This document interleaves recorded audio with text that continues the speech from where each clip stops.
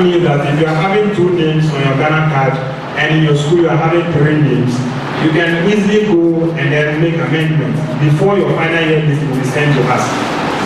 But if your school is not part of the school that accepts name change, that is where you have issues. And we advise that you go and get yourself a gazette, either a gazette or an affidavit. So when you have those 2 documents, we advise that you hold on until PIN codes have been released. And when we reach the PIN codes and you are about to identify yourself, do identify yourself with whatever ID card you are having. Now, the system will come up with identity scores. So that takes us to the next page.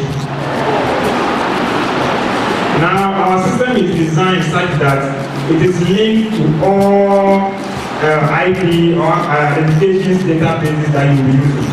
So let's assume you are using a Ghana card, which is NIA. So our system is linked to NIA database.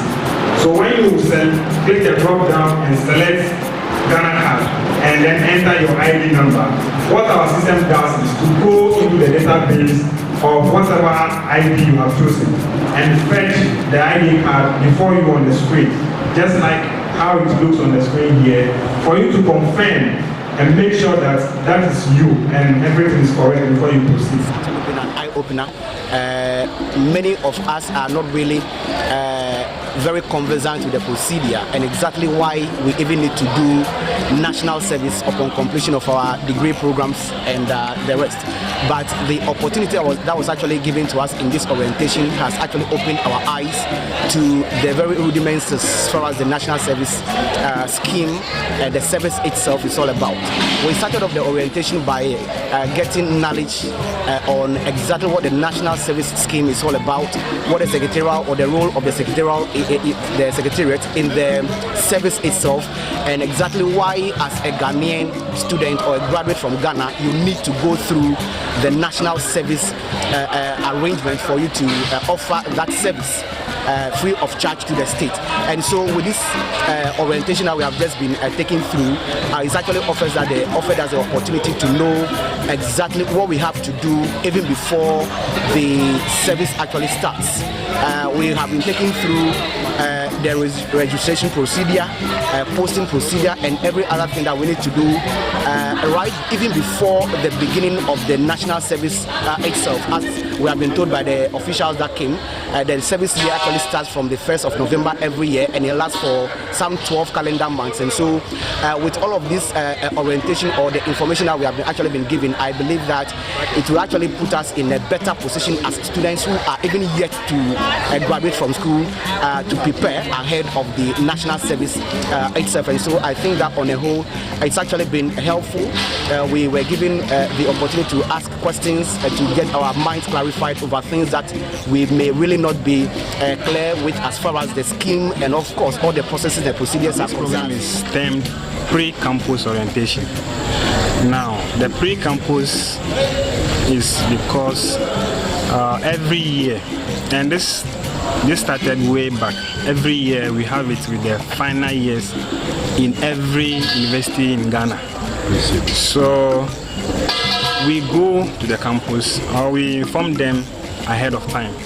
We all agree on the time and the date. So when we come, we give you the background of national service, the importance of national service, the do's and don'ts, and then give you the processes that you are going to go to do the online registration, so that you wouldn't be having issues with the online registration. Now after the registration, we'll let you know exactly what to do after the registration when the postings are out. And then whatever processes you go through until you begin with your national service. Understand? So every year it has been going on, and it will still be going on in the coming years as well. And so in a nutshell, it's just a brief information about Ghana National Service and then the online registration. So that is it for the program. All right. Any challenges you encountered during this orientation you've been doing? Well, I will first of all mention the turnout, the numbers. In this case, today like this is because it has to do with distance students, and most of them are workers. They will have to close from work before coming, and that is how come maybe we didn't have the numbers. But when we go to universities where it is regular courses, the turnout is okay. So everywhere we go, the most challenges might be the turnout, number one. And then when we have to do with workers already on salary, that's where some of the questions, the misunderstandings come in, when it has to do with the 10% payments as their service charges and those kind of things. But in a nutshell, we have not been encountering any serious challenges apart from the questions and answers time where some people might not agree with the answers, but it is good. every time wherever we go, we had a nice time and then a nice program. It's been wonderful. The start was shaky. We were supposed to have started at 4. And as at 4, we had virtually no students. And so it was somehow scary as to whether the program will come on, but halfway through, the students trooped in. So I'll say it's been fulfilling, and I'm happy it came home. Any message to those students who missed it? Yeah, my message to them is to get in touch with their friends, number one.